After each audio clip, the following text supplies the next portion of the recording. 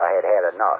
Well, you drove out there into the middle of nowhere and had some sort of loud verbal display challenging ET in general out in the middle of nowhere? That's what I was doing. I actually had a pistol in my hand at the time. I was really ticked off. When I was having this fit, I was waving the gun in the air, okay, and I had this fit. And at this moment, I said, okay.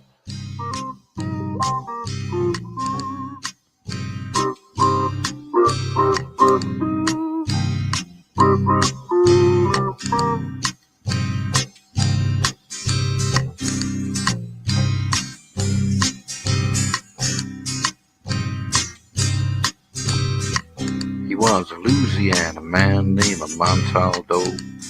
Folks around called him Six Gun Joe. Worked with ICAR, don't you know? Investigating UFOs. Out for a drive with a gal one night, they stopped to check out the reporting site. When an alien lit right there on the ground, he commenced to throwing his weight around. Now, old Six Gun didn't take too kindly to that kind of thing, especially without Vaseline or anything like that, Seriously. Well, Six Gun looked that critter right in the eye and said, "Any last wish before you die?" Yo, reached for his gun, quick as a twitch, and said, "Fill your claw, you son of a bitch." Now a legend spread across the land about this pistol-waving man. But if you're from space or from Earth below, you don't give no lip to Six Gun Joe.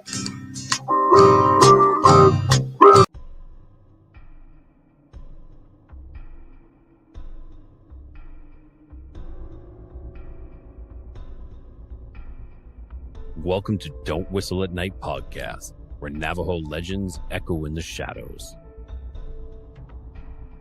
Darren and Dawn will guide you through the sacred fire of native storytelling, where the old stories breathe, the unknown walks among us, and voices, long hidden, rise to be heard. And remember, don't whistle at night.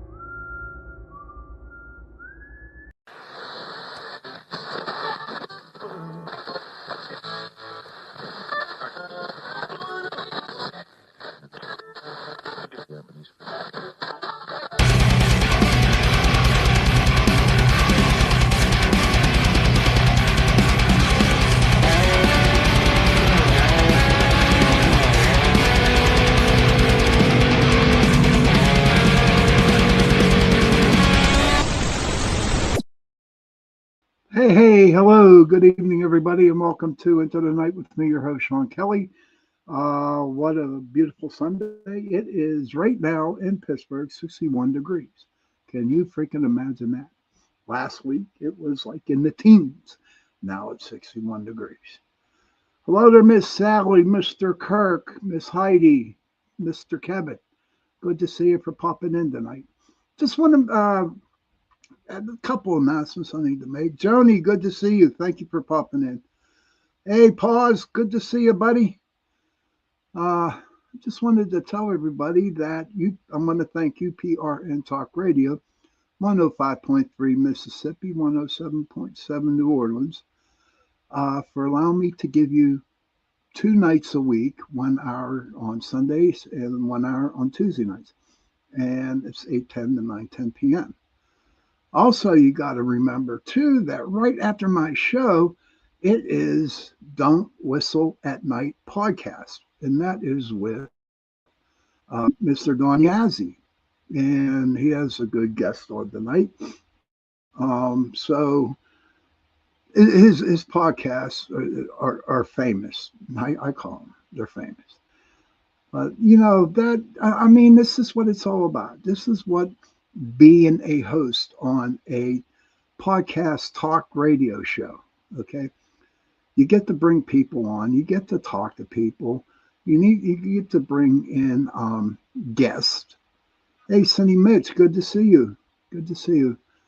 And for doing that, okay, it gives me and it gives other hosts out there, other people have podcasts, the ability to open their mind. And Kenneth, how are you, sir?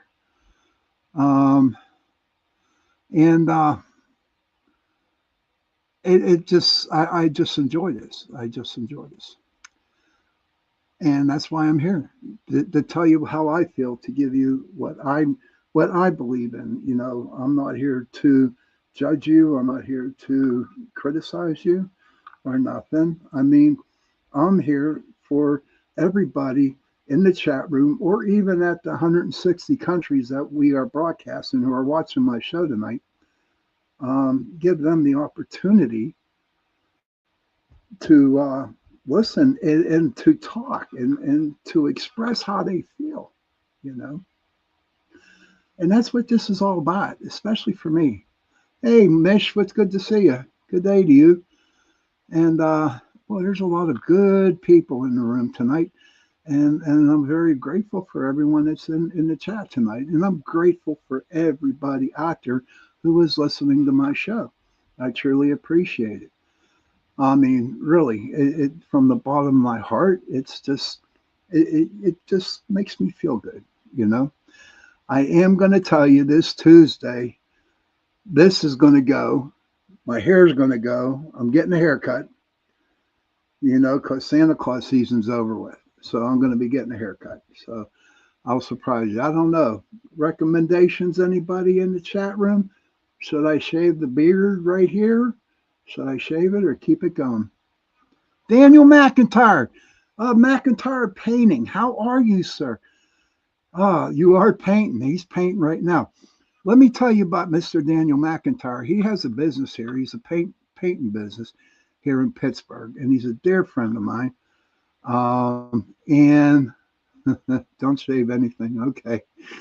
And and he just got done painting our house. I've known Daniel for a long, long, long time. I'm just hanging in there, brother, hanging in there. The house looks beautiful. So if anybody out there in the surrounding area, Pittsburgh or whatever, give him a call. He's too kind. Sean's the best. Thanks. Donna, good to see you. You're tempted to say, I got to see all these comments that popped up here about my shave. Sally's tempted to shave, trim it up. Okay, I will do that, Mish. Rosanna, Zana, Dana. I sure will, brother. Patty Nine Toes. Anybody that don't realize what happened, my brother, yeah, he got one of his toes amputated. Okay, and so we just call him Patrick Nine Toes or Patty Nine Toes. So whenever he's on the show, just remember to call him. It's not Patrick, it's Patty Nine Toes. Yeah. I remember when the nail came off his foot, okay, I actually called him, I started to call him Stubby. Yeah, Stubby was his name. And then it went to Nine Toes. Charlie is with me. Oh, she said it's Sean. Tell her I said hello, Danny. Charlie is Danny's daughter, youngest daughter. So, hello. Hey, so glad to see you, Charlie. Good to see you. Save for fresh New Year. Oh gosh, I just so Heidi's saying can't effing wait for action. Okay, hearts back to you too, Danny. But so my topic tonight. Okay, before we get into the topic, how was everybody's Christmas? Did everybody have a good Christmas? Did everybody eat a lot of food and gain like 5 or 6 pounds over the weekend? I didn't. I couldn't eat. I wasn't feeling good, but I ate. Hey, Gary, good to see you. Mark Eddy, pleasure, man. Good to see you. Oh, there's a lot of good people in the chat room tonight. I love it, man. I love it. Well, I did a lot of cooking. I did a lot of cooking Christmas Eve, and I did a lot of cooking on Christmas Day. And, you know, as I was sweating over the hot stove and making all this food, you know, I come to realize that for me, cooking really, really Hey, Jenny Nicole. Oh my God, Jenny, yes. Good to see you, hon. Oh my gosh. Oh my gosh. Yeah, I was a little under the weather. But Mish says I had a lovely Christmas and thanks. My salads were perfect. Good. Gary says I lost 20 pounds from food poisoning the week before. Oh, that ain't good, Gary. That ain't good. Good to see you, Jenny Nicasia. That's Jenny. Okay, a long, long time ago, she sent me a message and she said, "Do you want to become a podcaster and help me up?" And I said, "Sure."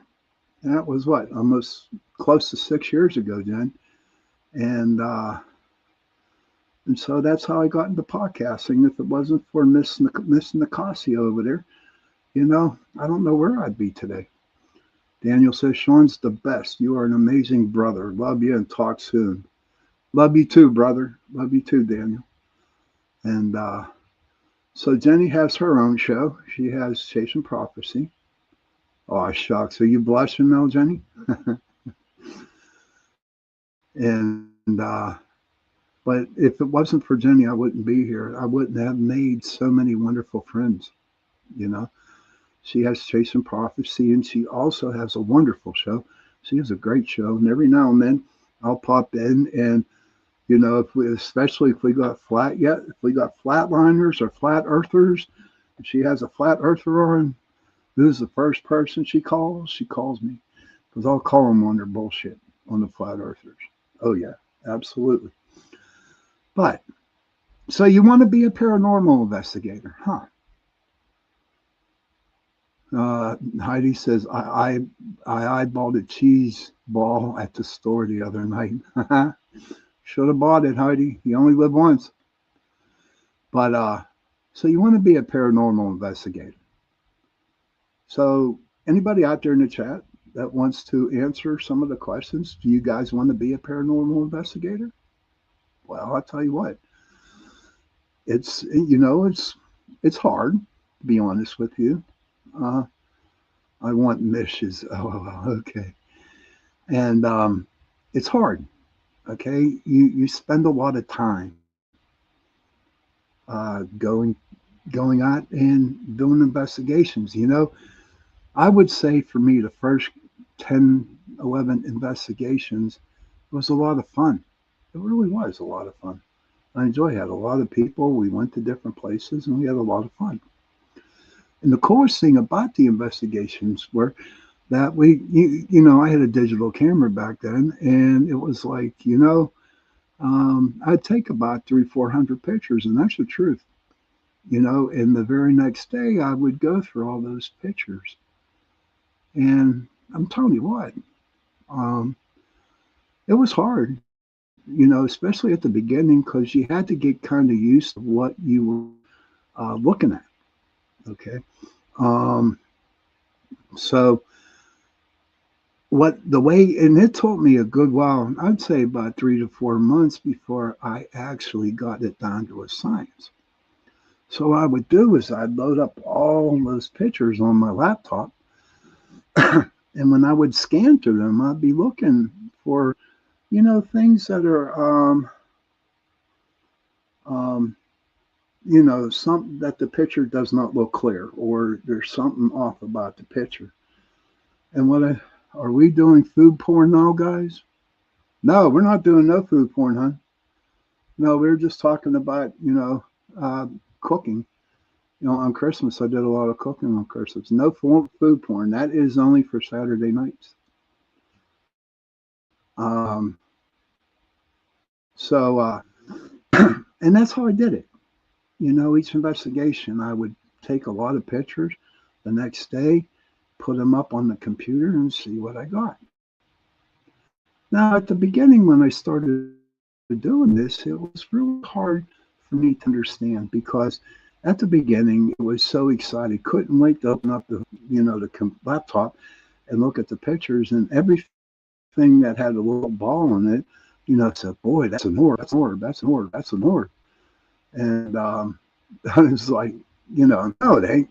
I mean, it took me a while to understand that they weren't orbs. I understood that they could have been dew, they could have been mist, and it took a while for me to understand it. But if you were to ask me if I believe in orbs, I do. I definitely do believe in orbs, you know, and I'm not going to argue with you on it, because as I was, because for me, I don't judge people. I don't judge what you pick up. You know what I mean? I mean, if you look at it and you tell me the sky is like blue or not blue, but if it was like red, then I say, okay, the sky's red if that's what you think. And and that's how I am. I never judge anybody's evidence, you know. But I did learn at the beginning, okay, for me was that whenever I thought I got something good, I would show it to people and I would put it online. And boy, did I get ridiculed to death. Oh my goodness, did I get ridiculed. I mean, people are laughing at me. People thought I was crazy. They thought I was ridiculous, because at that time, it really just started getting going. I formed a group in 2006. And the year before, that's when TAPS came out. And so I was like, my group was part of the early stages of it, you know. But and I learned after a while, I don't put pictures up no more, and um, because I don't want to get ridiculed all the time. I know what I saw, I know what I felt, and I know when I took the picture. But a lot of people would come and say, "Well, I don't think this is this. I don't think this is that." You know, excuse me, and so I quit showing them. And whenever they like would say something, the first thing that came out of my mouth was, "Well, were you there at the investigation with me?" A lot of them say, "No, no." Heidi says, "I'm not about to use any of my energy to convince nobody, buddy." There you go. Man, maybe I should get Mish and Sally and all them out, for all them people to deal with all the naysayers out there. That would be cool. I can just imagine all the girls here in the chat, my friends, are like starting to stick up, and all of a sudden their claws come out of their fingernails, about, you know, you know, ripping their faces apart or whatever. I don't know. But I can actually see it happening. So being a paranormal investigator, and it's just not for ghosts, okay? They claim that cryptids, they claim, oh gosh, Bigfoot, anything that is totally unusual, UFOs, aliens, that is considered paranormal. And so what I would like to do, what I might have to do, oh, I got you, Sean. I know you do. Thank you, Sally. Anger management here. This guy's messing with me. Take care of it. The claws are coming up. The claws will come out. But, like I said, there, you got Bigfoot, the cryptids, you got UFOs, you got aliens, and all kinds of other stuff that is paranormal. And the only thing that I can relate to the other paranormal people that do other things, is that we have a passion for it. We go out and do what we have to do in order to get. Okay, Michelle says, how do you protect yourself from ghost hunting? And do you need to do some protection for UFO hunting and Bigfoot hunting? Well, this answer to the second part of your question, Miss Mish, is I never been UFO hunting and I had never been Bigfoot hunting. But you know what? Honestly, hopefully this year I can go out with a couple people I know and we'll be able to, I want to go Bigfoot hunting. But how do I protect myself from ghost hunting? To be honest with you, I have two people that help me out. Okay. The first one is Lakota. You all know about Lakota. He's my wolf. He goes along with me. And the second one is my archangel, my guardian angel, and his name is Uriel, Uriel, Uriel. Okay. And if you want to understand a little bit more about the archangel Uriel, look him up. Heidi says, I'll be that witch on always and always remember that story you told. Yes. But yeah, that's who protects me, Mish. Yeah, when I go out there, you know. But I also have a good relationship with the big guy upstairs. I do, and I'm not afraid to call him God. Okay. And I have a nice relationship with him, so he kind of protects me too. One of these days, I'm going to do a show where it's going to be how Pittsburgh Paranormal Society really actually became involved in the paranormal. Yes, absolutely. Well, everybody, it is 8:30 p.m. Eastern Time, and it's time for about a 2-minute break. So everybody, please go to the bathroom, have a cigarette, do what you got to do. Heidi, go feed Paws. He's hungry. And I will see you back in 2 minutes. The night has come, it's cold and losing my control. Your light is gone, and lonely darkness fill my soul. I wish that you could save me from my isolation. It's way too complicated. Let's start this conversation. Let's start this conversation. We got no relation. I have come, it's cold and losing my control.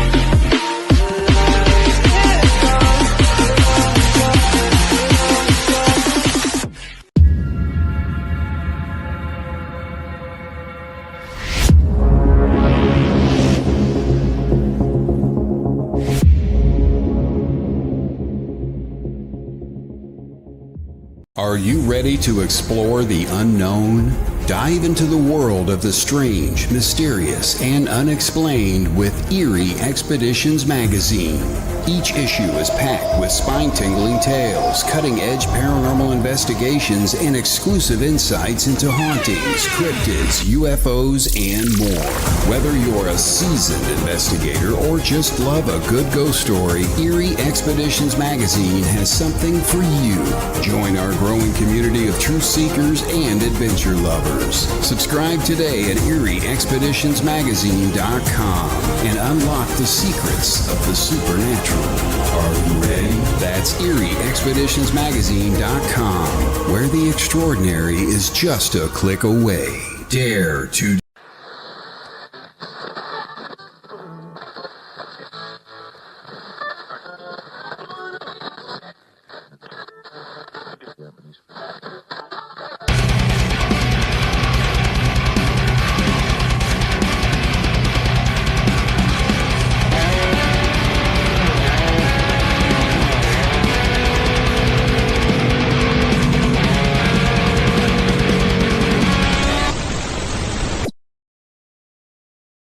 Hello, everybody, and welcome back to the second part of Into the Night with me, your host, Sean Kelly.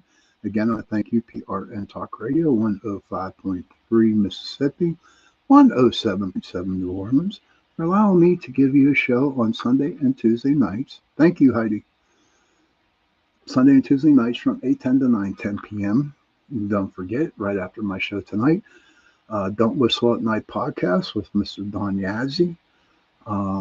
He has an awesome podcast. So after mine, just stick around, watch his, and tell him I said hello. He's a good dude. He's like a brother from her mother. Yes. But I know that at the beginning, we were talking about, about how everybody's Christmases was. And And mine was great. And it seems like everybody else was okay. I did a lot of eating, I did a lot of cooking. But like I said, whenever, hey, Joe Fox, good to see you. Heidi says, Dawn and Darren are amazing. Sally says, Sean, I was looking at the old Facebook message, and apparently I sent PPS a message like 6 years ago about my house maybe being haunted. I never followed up, though. Well, is it still haunted, Sally? If it's still haunted, maybe we could take a ride out there, me and a couple other people, and see what's going on. I'd be more than happy to check it out for you. Yeah, 6 years ago is when I basically kind of like retired from the paranormal investigating, and that's when I kind of dropped PPS. But you know what? I do help other paranormal groups with their investigations, um, and all kinds of good stuff. I look at evidence that they got. Um, Sometimes not put your foot down. Different house. I think it might be me who's haunted or cursed. Don't go there, Sally. Not on tonight. Tonight's a good show. Good night's a show. But we're okay, Sal. If that's how you feel, then it's okay. You know, I'll send you some healing energy, and I'm sure everybody in the chat room will send you some healing energy too. Miss says I have a ghost in my house, an old German woman. She has kicked me. I'm telling you, girl, I've been kicked many a times. And from old women spirits, like great grandmas. And believe it or not, here in Pittsburgh, some of the houses that I did, they were like Slovakian old women, and I would get kicked or punched. Sometimes I would see them with a babushka on. It's funny. And there's times that I have done investigations where actually you walk in and you can actually smell them cooking. That's no lie. You can smell them cooking. And the aroma comes from the kitchens. And it just goes through the whole house. It's crazy. But I tell you what, another sign that I usually saw when I was dealing with some investigations, and I would smell. Remember, ladies out there, do you remember the perfume Jean Nate? Do you remember that? Jean Nate. It's the old people, old women perfume. Heidi says my dad's house is active AF. I never experienced anything like what I have in there. I honestly think there's a portal throughout the center. I can imagine that. Squats, man, good to see you, sir. Kurt says old woman spirits are doing the most kicking. That's funny. Yeah. And his house is the most clear smelling house I've ever been since day one. But everybody remember the Jean Nate perfume, the one with, your mothers or your grandmothers used to wear all the time. Yeah, I've done a lot of houses over in Lawrenceville, and my gosh, I would walk into the house and you could just smell the perfume. And another thing was we did a investigation. I forget where it was at, but we went and we investigated, and I sat in this chair, and I got a strong sense of tobacco smoke. Yes, a strong whiff of tobacco, and I also got a strong whiff of coffee. Yes. And when I talked to the people, who were living there, the lady who was with part of the house, she started crying her eyes out. And I said, "Are you okay? Did I say something wrong?" And she said, "No, that's my grandfather. That's where he used to sit, smoking a pipe and drinking coffee." A lot of people think that if you go out and investigate that you need equipment, you need video cameras. Mr. Rojo, good to see you, sir. Wishing you many blessings too. I hope you had a nice Christmas. Kurt says, I smell my grandmother all the time, her old perfume, not as much today. Okay. Uh, Joe Fox says, a few years back, I smelled my dead grandma. She loved and wore Jean de Tay, and she slapped my knee as I was laying on my living room floor, half asleep. Yeah, them granny ghosts, man, they can be hardcore. But I will tell you this, okay, and I've done a lot of investigations. And this is true, um, to where, you know, young couples that have babies and they see stuff flying in the baby's room, or all kinds of stuff that really scared the living crap out of them. And we go there, and the first question out of my mouth, because I usually sat down and talked to them maybe 2-3 days before we would go and investigate. Because sometimes we didn't have to do the investigation; we could figure it out when we actually sat down. And what we call that in the paranormal field is called a walkthrough. Is what we do. We go 2-3 days before the investigation, and we sit down and talk to the owners. And when I sat down, I asked them a question. I said, "Listen, are you guys fighting?" I mean, I didn't hold back on my questions. I just said it sure. Are you guys fighting? Are you guys, bickering? And I would say 90% of the couples that we have done, you know, the words come out of their mouth, yes, we are fighting. And I said, that's your problem, why everything is going, you know, hell and high waters. And they said, what are you talking about? I said, if I put a camera up in that baby's room right now and y'all are fighting, yes, protection, yes. I said, your grandmas and your great grandmothers and grandfathers are protecting that baby. You are neglecting the baby according to the spirits. And after, not all of them, but some of them, really sat down and they thought about it. And I got emails, and it helped their marriage when they come to find out that, hey, maybe if we're a little bit nicer to each other, grandma and grandpa won't be so pissed off at us. You know what I mean? And it's true. It was true. If you're neglecting a baby or you're neglecting young children, and all hell breaks loose in your house, and you don't know where it's coming from, you better sit down and get right with Jesus.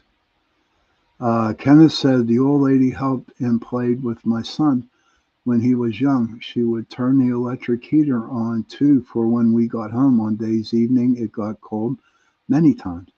He would laugh on cue at her. Yes.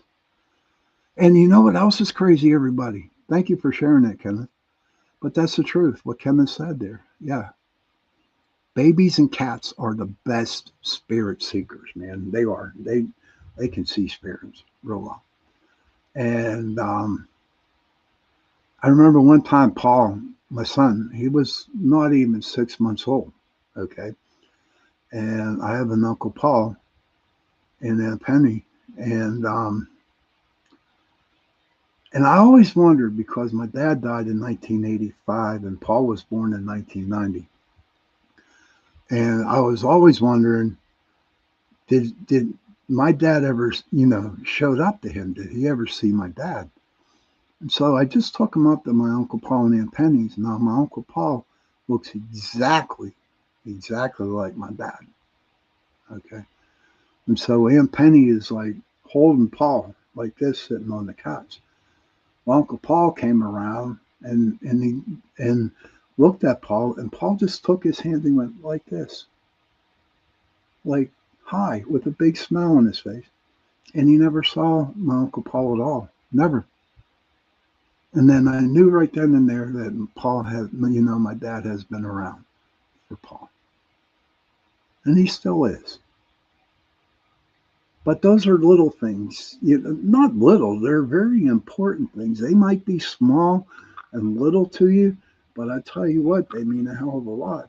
Don't piss off a grandma or a great grandma's spirit. You just can't do that. You can't do it, or all hell's going to break loose. And a lot of investigations I did with houses like that, I blame TV and I blame, the movies. They're saying like, oh, it's a demonic. It's demonic. It's demonic. It's demonic. No, it's not demonic. It's not demonic. And that's what kind of like brings them in. I need to go and talk to them. Kenneth says she could stand like the neighbor folded on the tent through here and kept her away from my son. I never let that neighbor around again. It's great, Kenneth. It's great. Honestly. Thank you for sharing all that. But that's how spirit works, especially with little children, especially with little children. I mean, I can't tell you what to do if you're fighting and all hell breaks loose, and then, you better come to Jesus moment there and sit down and try to figure out how this is going to work. Sally says, when my younger daughter was a baby, we said she had a wall friend because she would stare at a blank wall and kick and smell and make noises like she was trying to talk to someone. Thank you for sharing that, Sally. And there you go. You got two people in the chat room tonight, verifying about how grandmas and grandpas are there. Maybe they listen to them, maybe they talk, maybe they don't, but they're around the child because the children are harmless. They really are. They're vulnerable, and children need to be taken care of. And when you got people out there, the mother and the father working two jobs, and they're never around at home, or having somebody else watch the kid, that's when the grandparents, come to play. That's when a lot of the spirits come in, just to keep the baby safe and to keep the baby smiling and trying to deflect all the ugliness that's going on in the house or going on in the world. It's deflecting. It really is. Tony Sabalos, long time no see, man. Merry Christmas. Hello, everyone. I want to be a paranormal investigator when I grow up. Well, you do, huh?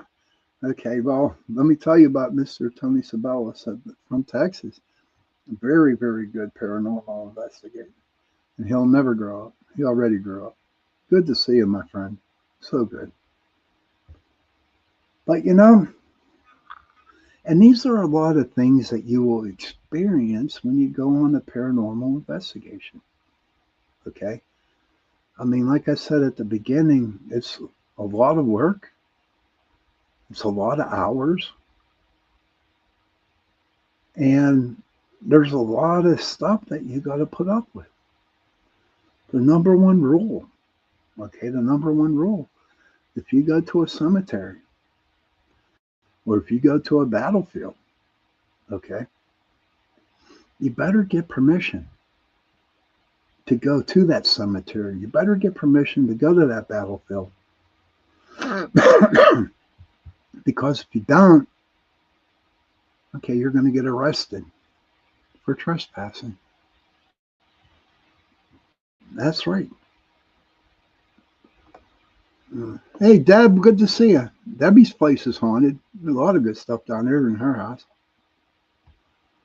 What I want to do is bring in and hopefully get some customers that, that we help for a long time and bring them on and just have them discuss what was going on in their house.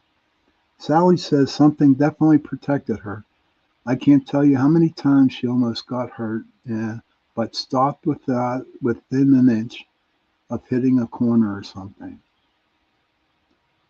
Kurt says, vulnerable and open-minded, not blurred by the world's bullshit and responsibility.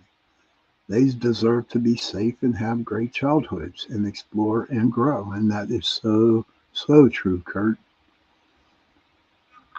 So, from what Sally just said, okay, whoever the woman was in the room, or man, could be either or, okay, then they protect the babies. They protect the children. And I mean, if there's like a really bad spirit that wants to get in on that baby, it's not going to happen because I mean, you're going to have all the in-laws on it, on that bad spirit. Oh yeah, I wouldn't want to mess with a little Italian grandma. Oh no, no, no, no, no. Or an Irish mother, grandma. No, I wouldn't want to do that. You know, it's even worse when they're in spirit because you can't see the things flying at you. You know what I mean? But so that's basically it. You know, the biggest recommendation I can do or tell you is if you want to go on a paranormal investigation, look for paranormal groups where you live. Okay, because they have the experience. Now, some paranormal groups, they have egos and they won't bring in anybody. If they let somebody go on an investigation, they won't teach them nothing. You just got to find the right person that can take you by the hand and do the investigation with. And remember, don't go into the group or go whatever they're investigating thinking you're the best paranormal investigator going, because you're not. You're not. They'll laugh at you or they'll tell you to leave. That's the good ones. You know, you don't know nothing. What you know, honestly, what you know is what you saw on TV, on all those TV shows that are out there. That's what you know. And granted, I'll be honest with you, there was a lot of people that started paranormal investigating because TAPS did it. TAPS started it out. And I will say this about TAPS. And I am so grateful that they did come on. I think it was 2004 or 5, around there. And what they did was they opened up people's minds. And what I mean by that is, before this was even thought of, people were afraid to tell other people about the ghost that was happening in their house. They were afraid to speak. They were afraid that they were going to go put in Mayview Hospital, an insane asylum. A lot of people would think that they were weird or ridiculous and it had nothing to do with them. People are afraid to talk about these experiences. But when TAPS came out, it opened up a lot of people. It let the people speak. There are many, many, many, many, many times that I would sit in the house and listen to the people's stories. And for me, I just let them talk. Let them talk and let them tell me about their hauntings or what's going on. And a lot of the people were grateful that they got to talk about it. Sometimes we never did the investigation. We just sat there and talked to them and let them speak and told them that they weren't crazy. No, they weren't crazy at all. You know, there's some groups out there that go out, oh, this is a grade A, you know, demonic, isolation, whatever. Bullshit. No, it ain't. People don't seem to realize who actually do. And I'm not talking all groups. I'm just talking some groups. Some groups out there. And if you have a problem with it, you know where I'm at. You can come see me and we can talk about it. But there are some groups out there that think they're God's gift to ghost hunting, and they're not. And I'm sure there's other groups out there who do Bigfoot, who do cryptids, who do aliens. You know, same thing. And you know what it all comes down to is egos. That's all it is everybody has an ego. And they want to be on TV.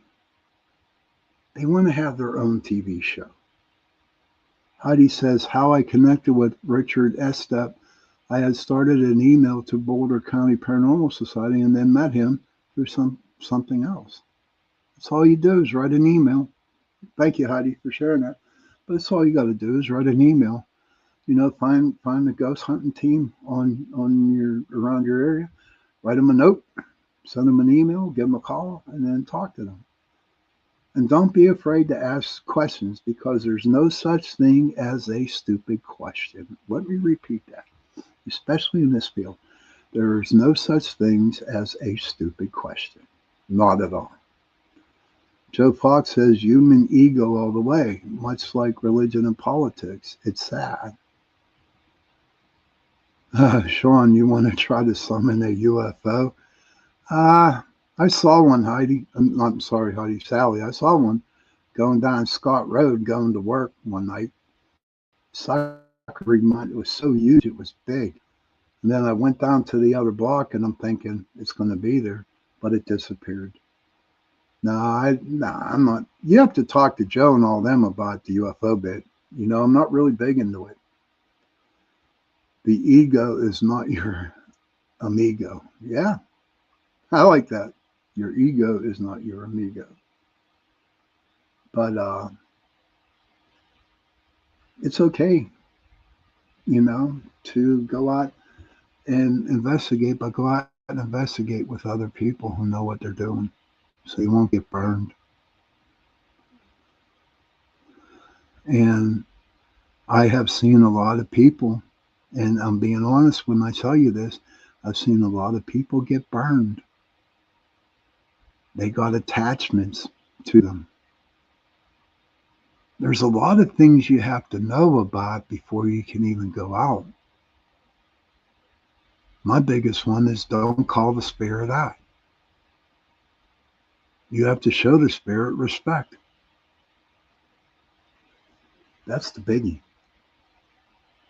And how I say and how I explain that to people is, you know, if I go to Heidi's house and Heidi's a ghost there at her house, and I go investigate Heidi's house, I'm not going to call her every freaking name in the book so she can get a reaction out of me. I'm not going to talk down to her and, you know, just to get a reaction. You know, if I did that, she'd probably walk away and, you know, water her flowers or dance around with the fae. Yes, intentions are huge. If you just treat the spirit with respect, the spirit will respect you back. And that's the truth. And I'll live and die by that. If you respect the spirit will respect you. And you'll be surprised on investigations if you give them that respect. Okay, if you give them respect, you'll be surprised what kind of evidence you get. But before I close off, because we're getting close to the witching hour, like I was telling you about paranormal, she absolutely agrees. Thank you, Heidi. But, you know, you can have all the cameras, you can have all the videos, you can have whatever you want, any kind of top of the line equipment. But the best piece of equipment you can take with you on an investigation is you. Use your smell, use your hearing, and use your eyes. That is the best equipment to ever use. Joe says, I just bought the book Dictionary of Angels. Ooh. By Gustav Davidson. Hey, Miss Bishon, Happy New Year's. Happy New Year's to you, honey. Sally says, I get instant karma, both good and bad, rewarded for good behavior, punished when I'm an asshole. It feels like something is watching me all the time. I'm sorry that's happening to you, Sal. Sorry that's happening. Joni says, open mind. We'll figure it out someday, Sally. We will. But it is that time to go. I want to thank everybody for stopping in tonight. I hope some people got some stuff out of the show. And children, if you can, please go to your parents, give them a hug, and tell them that you love them. And parents, please go to your children, give them a hug, and tell them that you love them. And if you have no parents, and if you have no children, find somebody, give them a hug, and tell them that you love them. On that note, good night, everybody. Be safe, and we'll see you Tuesday night.